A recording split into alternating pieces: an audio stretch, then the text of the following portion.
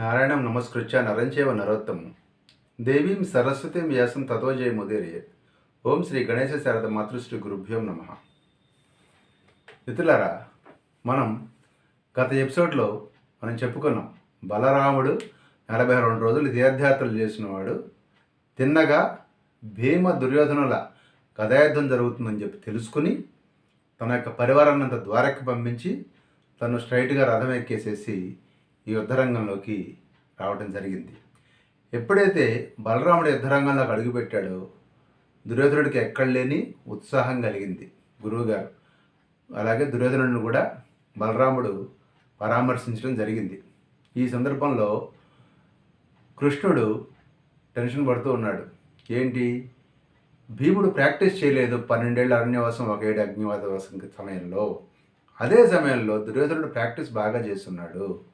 ఎప్పుడైనా కానీ బలవంతుడైన వాడికంటే కూడా ప్రాక్టీస్ బాగా చేసిన వాడికి ఎడ్జ్ ఎక్కువ ఉంటుంది, గెలిచే అవకాశం ఎక్కువ ఉంటుంది. ఇక్కడ మనము ఒక విధంగా చెప్పాలంటే మనల్ని మనం ఇబ్బందికరమైన పరిస్థితుల్లో నెట్టుకున్నాము అన్న భావంతో ఉన్నాడు శ్రీకృష్ణ పరమాత్మ. ఈ సందర్భంలో బలరాముడు ఒక సలహా చెప్పాడు. నేను అనేకమైనటువంటి తీర్థయాత్రలు చేసి వస్తూ ఉన్నాను. శమంతక పంచకము అనేటువంటి ప్రాంతం ఏదైతే ఉందో అక్కడ యుద్ధంలో మరణించిన వాళ్ళకి ఖచ్చితంగా స్వర్గం లభిస్తుంది అని చెప్పి చాలా ప్రఖ్యాతి చెందినటువంటి నానుడి. అందువలన అందరము శమంత పంచకం వైపుకి వెళ్ళాము, అక్కడే భీమ దుర్యోధనుల యుద్ధం జరుగుతుంది, బాగుంటుంది అని చెప్పిన సందర్భంలో అందరూ శమంత పంచకం దగ్గరికి వెళ్ళడం జరిగింది. ఈ సందర్భంలో దుర్యోధనుడు భీముడు యుద్ధానికి రమ్మంటే రమ్మని తొడవలు జరుచుకున్నారు. గదాయుద్ధం ప్రారంభమైంది. 2 మదించిన ఏనుగుల్లాగా, విపరీతమైనటువంటి పోరాట పటిమ కలిగినటువంటి సింహాల్లాగా భయంకరంగా ఒకళ్ళ మీద ఒకరికి విరుచుకుపడ్డారు. ఒక సందర్భంలో దుర్యోధనుడిది పై చేయనట్లు కనపడితే మరో సందర్భంలో భీముడిది పై చేయనట్లుగా కనపడుతుంది. ఈ సందర్భంలో కృష్ణార్జునులు పక్కన కొద్ది దూరం నిలబడి మాట్లాడుకుంటూ ఉన్నారు. అప్పుడు అర్జునుడు అడిగాడు కృష్ణుడిని, భీమ దుర్యోధనులకి ఇద్దరికి కూడా ఈ యొక్క గదాయుద్ధంలో మంచి పట్టుంది, అయితే నీ ఉద్దేశంలో వీళ్ళిద్దరిలో గొప్పవాడెవరు, ఎవడిలో అధికమైనటువంటి గుణం ఉంది అని అడుగుతున్నాడు అర్జునుడు. అప్పుడు కృష్ణుడు అన్నాడు అనమాట అర్జునుడితోటి, వీళ్ళిద్దరికీ సమానమైనటువంటి ఉపదేశం జరిగింది. విద్య వీళ్ళు సమానంగానే నేర్చుకున్నారు, వీళ్ళకి నేర్పిన వాళ్ళు కూడా అన్ని రకాల పట్లు సమానంగానే నేర్పారు. భీముడికి బలం ఎక్కువ, నాకు చెప్పాను కదా, భీముడికి బలం ఎక్కువ, దుర్యోధనుడికి సాధన ఎక్కువ. సుడువులు పట్లు తెలిసినవాడు, ప్రయత్నపూర్వకంగా విజయం సాధించగలిగినటువంటి శక్తి ఉంది. నా ఉద్దేశం ప్రకారం భీమసేనుడు ధర్మయుద్ధం చేసినట్లయితే నెగ్గే అవకాశం లేదు. అన్యాయంగా యుద్ధం చేస్తేనే తప్పకుండా దుర్యోధనుడిని వధించగలడు. దేవతలు రాక్షసుల్ని మాయతోనే జయించారు. అనేక సందర్భాల్లో ఇది మనం గమనించాము. ఇక్కడ కూడా తన పరాక్రమంలో కొంత మాయ పాలు కలిపినట్లయితే మంచిది భీమసేనుడు. అంతేకాకుండా ఒక్క విషయం గుర్తుపెట్టుకో అర్జున, భీమసేనుడు జూత సమయంలో నా గదతోటి నీ తొడల బద్దలు కొడతాను అని ప్రతిజ్ఞ చేశాడు దుర్యోధనుడితోటి. ఆ ప్రతిజ్ఞను నిలబెట్టుకోవడం కూడా అవసరము. అందువల్ల ఈ మాయ అయినటువంటి దుర్యోధనుడిని మాయతోనే సంహరించాలి. అంతేకాదు మరొక విషయం చెప్తున్నాము, ఈ ధర్మరాజు ఉన్నవాడు ఊరుకోకుండా ఛాలెంజ్ చేశాడు. మామూలుగా ఇక్కడ భీముడు ఓడిపోయినా దుర్యోధనుడు ఓడిపోయినా కాదు లెక్క, ఒళ్ళు మరిచిపోయి ఎవరిని ఓడించినా కానీ రాజ్యం మొత్తం నీదే అన్నాడు. ఇది డేంజరస్ పాయింట్. ఇప్పుడు భీముడు యుద్ధంలో ఓడిపోయాడు అనుకుందాం కాసేపు, ఓకే, నో ప్రాబ్లం. అయినా కానీ మళ్ళీ ఇంకోళ్ళని వెళ్ళి యుద్ధం చేయొచ్చు దుర్యోధనుడితోటి మామూలు కండిషన్స్లో అయితే. కానీ ఇక్కడ ధర్మరాజు ఏం చెప్పాడు, మా అందరిలో ఏ ఒక్కరిని జయించినా రాజ్యం మొత్తం నీదే అన్నాడు. ఎంత తెలివి తక్కువ మాట. దీంతో మనం చేసిన మొత్తము ఈజ్ ఎట్ స్టేక్. మనం చేసినటువంటి ఫలితం అంతా కూడా జూతలను పెట్టినట్టుగా మొత్తము స్టేక్లో పడిపోయింది. ఇప్పుడు భీముడు గెలిచినా ఓకే, భీముడు గెలిస్తే ఓకే, భీముడు ఓడాడు అంటే ఇంకొకళ్ళు వెళ్ళి మళ్ళీ దుర్యోధనుడితో నేను యుద్ధం చేస్తాను రా బాణాలతోటి అని అనడానికి ఏం లేదు. ఇంకా నోరు మూసుకుని మళ్ళీ అరణ్యవాసానికి వెళ్ళిపోవాల్సిన పరిస్థితి.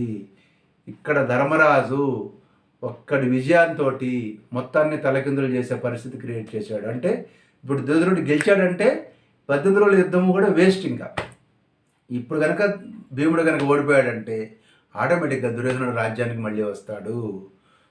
ఇక్కడ ధర్మరాజు తన యొక్క బుద్ధి లేనితనాన్ని ప్రదర్శించాడు. అర్జున, ఎందుకంటే సుయోధనుడు, నేను మళ్ళీ చెప్తున్నాను, నైపుణ్యం ఉన్నవాడు. అందుట్లో ఇప్పుడు దుర్యోధనుడికి ఒకటే టార్గెట్, భీముడిని ఓడించాలి లేదా నేను చచ్చిపోవాలి, ఒకటే లక్ష్యం. భీముడికి అలాంటి లక్ష్యాలు లేవు. ఓకే, సో భీముడికి బతికుండాలని ఉంది, జీవితాన్ని అనుభవించాలని ఉంది. దుర్యోధనుడికి ఏం లేదు, కొడితే కొట్టేయాలి లేదా చచ్చిపోవాలి, రెండే. ఇది చాలా డేంజరస్ టెర్రరిస్ట్ బిహేవియర్ అనమాట. ఇది టెర్రరిస్ట్ బిహేవియర్ అనమాట. అంటే ఉగ్రవాది లక్షణాలు, చంపటం చావటం అనేది. ఇది చాలా డేంజరు. ఇలాంటి వాళ్ళకి మనందరం భయపడాల్సిన పరిస్థితి ఉంటుంది. ఎందుకంటే వాడు పోయినా కానీ సిద్ధపడుతుంటాడు. ఇది ప్రమాదము. వాడి జీవితం మీద నిరాశ చెందినటువంటి వాడు ఎవడైనా కానీ, జీవితం పణంగా పెట్టిన వాడు వచ్చి మీద పడినప్పుడు దేవేంద్రుడు లాంటి వాడు కూడా నిలబడలేడు. ఎందుకంటే దేవేంద్రుడికి బతకాలని ఉంటుంది. అందువల్ల ఇది చాలా కష్టము. ఎవడైనా శత్రువుల చేతిలో ఓడిపోయి చెరువులో దాక్కున్నటువంటి దుర్యోధనుడు లాంటి వాడిని ద్వంద్వ యుద్ధానికి ఎవడనే పిలుస్తాడా? 1-1 యుద్ధానికి. యుద్ధంలో వాడిని కూడా చంపేస్తే అయిపోయేది. అంతేకాకుండా ఇట్లాంటి తెలుగు తక్కువ పని చేశాము. నాకు అనుమానంగా ఉంది, మీరందరూ కలిసి యుద్ధంలో జయించినటువంటి రాజ్యాన్ని ఈ దుర్యోధనుడు హరించి వేస్తాడా అని నాకు డౌట్ వస్తోంది. అందుట్లో వీడు గాల్లోకి ఎగురుతూ, నేల మీద దొర్లుతూ రకరకాలైనటువంటి యుద్ధ విద్యలను ప్రాక్టీస్ చేశాడు. అందువల్ల మొహమాటం లేదు. వీడిని కనుక భీముడు అన్యాయంగా చంపగలిగినట్లయితే, భీముడు అన్యాయంగా కనుక చంపనట్లయితే ఈ యొక్క దుర్యోధనుడే మళ్ళీ మీ అందరికీ కూడా రాజు అవుతాడు. ఇదంతా విన్నాడు అర్జునుడు. అప్పుడు భీమసేనుడు చూచేట్లుగా తన యొక్క ఎడమ తొడని ఇలా చరిచాడు అర్జునుడు. మనకి సినిమాల్లో చూపిస్తుంటారు కృష్ణుడు చరిచినట్లుగా. ఇవన్నీ ఉత్తమ మాటలు. యాక్చువల్గా యుద్ధరంగంలో ఈ చర్చ జరిగినప్పుడు కృష్ణుడు చెప్పాడనమాట, తొడలో పగలగొడతాను అని భీముడు అన్నాడు, అది ఇప్పుడు సాధించాలి అన్నాడు. అన్యాయంగానైనా కానీ వధించాలి అన్నాడు. ఈ సందర్భంలో అర్జునుడు ఒక సంజ్ఞని ఇచ్చాడు భీముడికి. ఏంటి, నువ్వు తొడలో పగలగొట్టాలని ప్రతిజ్ఞ చేసావు, గుర్తు చేసుకో అని. అప్పుడు భీముడు ఆ సంజ్ఞని వెంటనే అర్జునుడు ఇచ్చినటువంటి ఆ హింట్ని గ్రహించేసి అనేక రకాలుగా రౌండ్లు కొడుతూ మండలాల్లాగా ఇలా తిరుగుతూ భీముడు ఈ యొక్క దుర్యోధనుడిని కన్ఫ్యూజ్ చేశాడు. దాంతో దుర్యోధనుడు కూడా గద పట్టుకొని మండలాకారంగా ఇలా తిరుగుతూ ప్రతిగా, అంటే ఇతను ఇటు తిరుగుతున్నాడు, ఇటు తిరుగుతున్నాడు, అంటే రకరకాల విన్యాసాలు చేస్తూ ఉన్నాయి. ఈ సందర్భంలో భీమసేనుడు ఒక క్షణం పాటు అంటే అలర్ట్గా లేడు అనుకున్నాడు. ఎవరు? దుర్యోధనుడు. ఈ విధంగా భీముడు అలర్ట్గా లేని సంగతి గమనించినటువంటి దుర్యోధనుడు ఒక్కసారిగా హఠాత్తుగా విజృంభించి భీమసేనుడి మీదకి రాబోయాడు తన గదతోటి. అది చూసినటువంటి భీముడు వేగంగా వాడి మీదకి తన గదని విసిరడం జరిగింది. అప్పుడు దుర్యోధనుడు టక్కని పక్కకు తప్పుకున్నాడు. వెంటనే ఆ గదా ప్రహారం నేలకు తగిలింది. అప్పుడు భీముడిని బలంగా కొట్టాడు దుర్యోధనుడు. దాంతో రక్తం కారిపోతూ భీమసేనుడు స్తబ్దంగా నిలబడిపోయాడు. అలా నిలబడిపోయినటువంటి భీముడిని ఈ దుర్యోధనుడు ఏమనుకున్నాడంటే తనని తిరిగి కొట్టడం కోసం భీముడు నిలబడ్డాడు అనుకున్నాడు. యాక్చువల్గా భీముడు స్తబ్దత చెందాడు. అంటే దెబ్బ బాగా తగిలి ఒక్కసారిగా లిటిల్ అన్కాన్షియస్ పొజిషన్కి వెళ్ళాడు భీముడు. అలా నిలబడిపోతే దుర్యోధనుడు అనుకున్నాడు మళ్ళీ వచ్చి కొడతాడేమో అని వెయిట్ చేస్తున్నాడు. వెంటనే రెండో దెబ్బ కొట్టినట్లయితే అక్కడ అయిపోయేది భీముడి పని.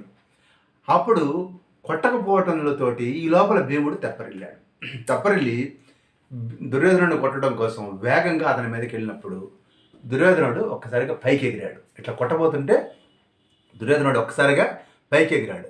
ఆ ఎగరబోయినప్పుడు వెంటనే ఎగిరినటువంటి దుర్యోధనుడిని చూసినప్పుడు ఇందాక అర్జునుడు తొడగొట్టి చూపించాడు కదా, అది గుర్తొచ్చినటువంటి భీముడు తన గదని బలంగా అతని ఊరువుల లక్ష్యంగా, అంటే తొడల లక్ష్యంగా చేసుకుని గట్టిగా ప్రహారం చేశాడు భీమసేనుడు.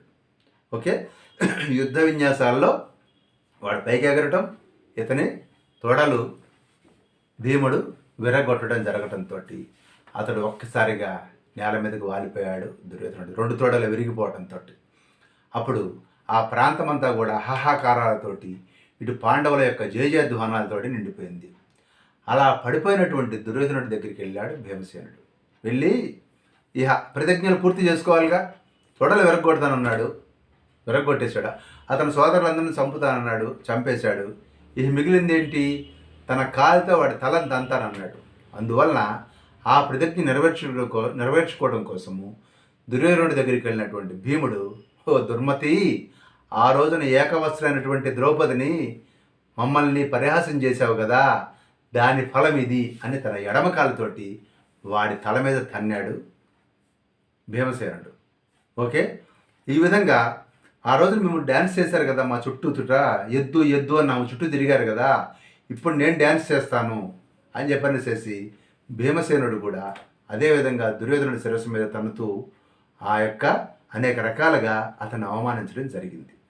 ఈ జరిగినప్పుడు ఈ దుర్యోధనుడి యొక్క శిరస్సుని తన్నటాన్ని మాత్రం అక్కడున్నటువంటి వాళ్ళు ఎవ్వరూ కూడా అప్రిషియేట్ చేయలేదు. దుర్యోధనుడిని కాలితో తన్నటము, తలని తప్పు. యుద్ధంలో గెలిచావు, తొడలు కొట్టావు, అది సెకండరీ, అది ఇంకా డిస్కషన్కి రాలేదు. కానీ దానికంటే ముందు తన కాలితోటి అతని తలను తనటం అనేది ఇంకా ఎక్కువ మంది ఫీల్ అయ్యేట్టుగా చేసింది అక్కడ. అప్పుడు ధర్మరాజు ఈ విధంగా భీమసేనుడు వాడి తలని కాలితో తన్నుతూ డ్యాన్స్ చేస్తున్నాడు. ఎందుకని అంతకుముందు మన మాయాద్యూత సమయంలో ఎలాగైతే దుశ్శాసనుడు వీళ్ళందరూ కూడా ఎద్దు ఎద్దు అని డ్యాన్స్ చేశారో దాన్ని గుర్తు చేస్తూ ఇక్కడ భీముడు డ్యాన్స్ చేస్తూ ఉన్నప్పుడు, నృత్యం చేస్తూ ఉన్నప్పుడు దాన్ని ధర్మరాజు మెచ్చుకోలేదు. మెచ్చుకోకుండా భీమసేన, నీ పగ తీర్చుకున్నావు, నీ ప్రతిజ్ఞ నెరవేర్చుకున్నావు, చాలు, ఇంకా మన సోదరుడు రాజు అయినటువంటి వీడి యొక్క శిరస్సుని నువ్వు కాళ్ళతో తన్నటం మాత్రం తప్పు, అలా చేయటం మంచి పద్ధతి కాదు అన్నాడు. అని చెప్పని ధర్మరాజు దుర్యోధనుడి దగ్గరికి వెళ్ళి, నాయనా కోపించకు, పూర్వ కర్మల యొక్క ఫలితమే ఈరోజు నువ్వు అనుభవించబడుతోంది, నువ్వు అనుభవిస్తూ ఉన్నావు. నువ్వు చేసినటువంటి అపరాధంతో మన బంధువర్గం అంతా సర్వనాశనం అయిపోయింది. ఇప్పుడు మరణిస్తున్నటువంటి నీ గురించి నాకు విచారం లేదు, కానీ మీ అందరినీ పోగొట్టుకొని మేము బతకబోతున్నాము, అది తలుచుకుంటేనే నాకు చాలా బాధగా ఉందని భోరుమని ఏడ్చాడు ధర్మరాజు. అప్పుడు బలరాముడు కోపంగా భీముని తీవ్రంగా నిందించాడు. పొట్ట కింద, నాభి కింద, అంటే బొడ్డు కిందకి గదాప్రహారం చేయటం ధర్మ విరుద్ధము, నువ్వు చేసింది చాలా తప్పు అని చెప్పిన తన దగ్గర ఉన్నటువంటి హలాయుధాన్ని, హలాయుధం అంటే తెలుసు కదా, నాగలి ఆయుధంగా ఉన్నవాడే హలాయుధుడు అంటారు బలరాముడిని. తన హలాయుధంతో భీముడి మీదకి వెళ్ళాడు బలరాముడు. అప్పుడు కృష్ణుడు ఆపాడు బలరాముడిని. ఆపి, అన్నా నువ్వు తొందరపడకు, భీముడు ఇతని తొడలు విరగకూడదని ఎన్నో కాలంగా ప్రతిజ్ఞ చేసి ఉన్నాడు, ఆ రోజున ప్రతిజ్ఞ చేశాడు. అంతేకాదు సుయోధనుడు మైత్రేయ మహర్షిని అవమానించిన సందర్భంలో కూడా యుద్ధంలోని తొడలు విరగొట్టబడతాయి అని శపించాడు, గుర్తు చేసుకో. అందువలన నువ్వు శాంతించు. చిన్నతనం నుంచి కూడా పాండవులని ఈ దుర్యోధనాదులందరూ కూడా ఎన్నో రకాల అవమానాలకు గురి చేసిన సందర్భంలో వాళ్ళు ఎన్నో కష్టాలు పడున్నారు. ఇప్పుడు భీముడిని నువ్వు మరీ ఎక్కువగా తిట్టకు, అంతగా దూషించాల్సినటువంటి అవసరం లేదన్నా అన్నాడు. అయినా కానీ బలరాముడికి యొక్క కోపం చల్లారలేదు.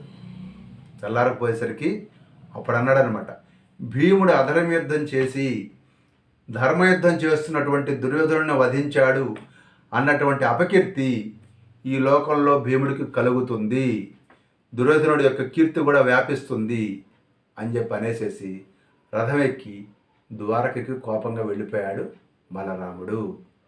అయితే ఆ సమయంలో బలరాముడు అక్కడి నుంచి వెళ్ళిపోయిన సందర్భంలో ఎవ్వరూ బలరాముడిని పట్టించుకోలేదు, ఎవరు ఫీల్ అవ్వలేదు బలరాముడి గురించి. అప్పుడు ధర్మరాజు తల వంచుకుని కూర్చున్నాడు. ఎందుకంటే రకరకాల ట్విస్టులు జరిగినాయి.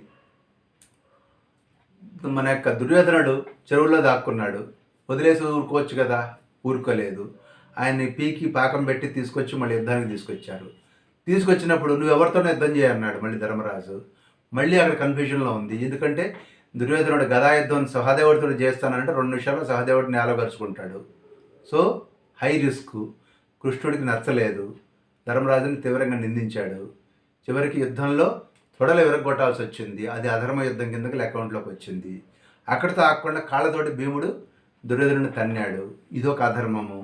దీనికి బలరాముడు కోపం వచ్చి వెళ్ళిపోయాడు.